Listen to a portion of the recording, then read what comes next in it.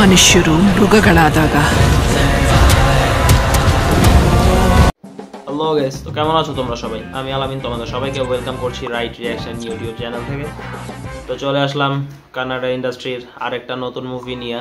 মুভির নাম হইতেছে বাঘিরা।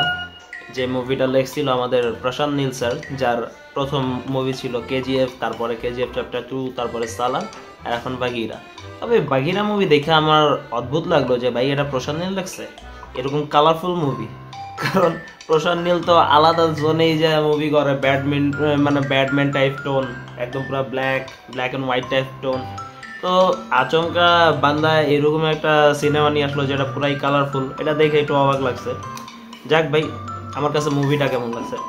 মুভি যে ফার্স্ট হাফ ছিল, ফার্স্ট হাফ দেখা আমার কাছে অনেকটাই মনে হইতেছিল যে ভাই এটা তো সেই টিপিক্যাল তামিল তেলুগু মুভি আছে না, যে রিভেঞ্জ ড্রামা মুভি, ঠিক আছে, টিপিক্যাল ওইরকমই মনে হইতেছিল যে ভাই এইরকম স্টোরি তো বহু দেখছি। এই মুভির যে নায়ক ছিল, নায়কের নাম হইতেছে শ্রীমুরলী। তো এর আগে আমি একটা মুভি দেখছিলাম,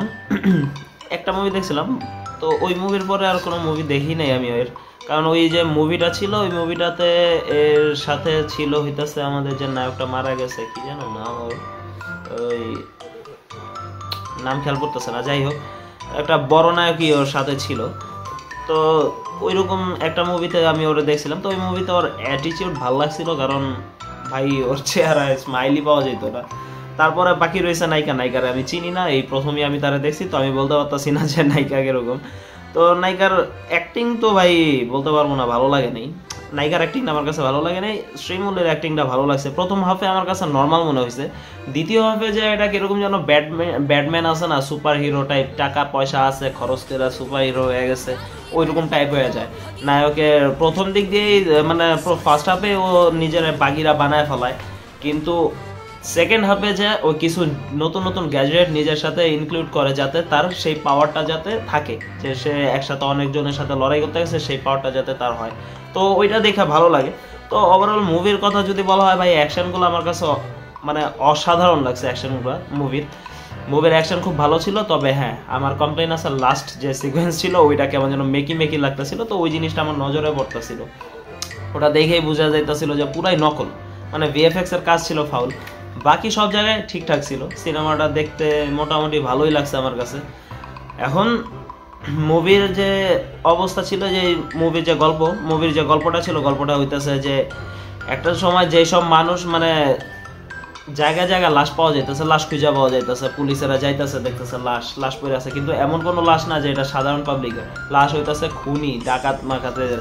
এখন এরা কিভাবে মারা যাইতেছে, এরা কি কারণে মারা যাইতেছে, আর এটার কারণটা কি, এদেরকে মারতেছে কি, এটা দেখার জন্য এই জিনিসটা জানার জন্য আপনার অবশ্যই যায় বাঘিরা সিনেমাটা দেখা লাগবে। তো মোটামুটি বাঘিরা সিনেমাটা মোটামুটি ভালোই ছিল, খারাপ ছিল না। ওই যে বললাম যে, আর যে নায়কের যে বডি ফিটনেস ছিল, শ্রীমুলের যে বডি ফিটনেস ছিল, ওটা ভাই সুপার হিরোর সাথে যায়। আর যে কস্টিউমটা দিছে ভাই, কস্টিউমটা খুবই কুল ছিল, আমার কাছে খুবই ভালো লাগছে কস্টিউমটা।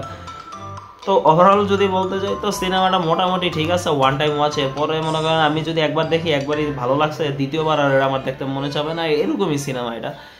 তো অ্যাকশন মুভি যারা দেখতে পছন্দ করো তারা অবশ্যই যায় এই মুভিটা দেখবা, কারণ ভাই আছে অ্যাকশন আছে, ভালোই অ্যাকশন আছে এই সিনেমার ভিতরে। তো যারা অ্যাকশন সিনেমা পছন্দ করো অবশ্যই যা দেখবা, দেখার পর অবশ্যই আমার জানাবা তো তোমাদের কাছে কেমন লাগলো। আমার কাছে তো ভালোই লাগছে।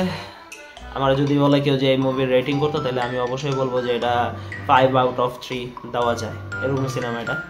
এখন তোমাদের কার কাছে কেমন লাগছে অবশ্যই আমার কমেন্ট বক্সে জানাবা। যদি আমার এই ভিডিওটা ভালো লাগে অবশ্যই ভিডিওটা লাইক কমেন্ট শেয়ার অবশ্যই করবা। আর যদি এরকম ভিডিও আরও দেখতে চাও, বা তোমরা যদি আমার এই চ্যানেলে নতুন হয়ে থাকো, তাহলে অবশ্যই চ্যানেলটা সাবস্ক্রাইব করে বেল আইকনটা ক্লিক করে অবশ্যই পাশে থাকবা, কারণ এগুলো ফ্রি, টাকা লাগে না, অবশ্যই করে দিও। দেখা হচ্ছে নেক্সট ভিডিওতে, ততদিনে সবাই ভালো থাকো, সুস্থ থাকো, নিজের খেয়াল রাখো। আল্লাহ হাফেজ।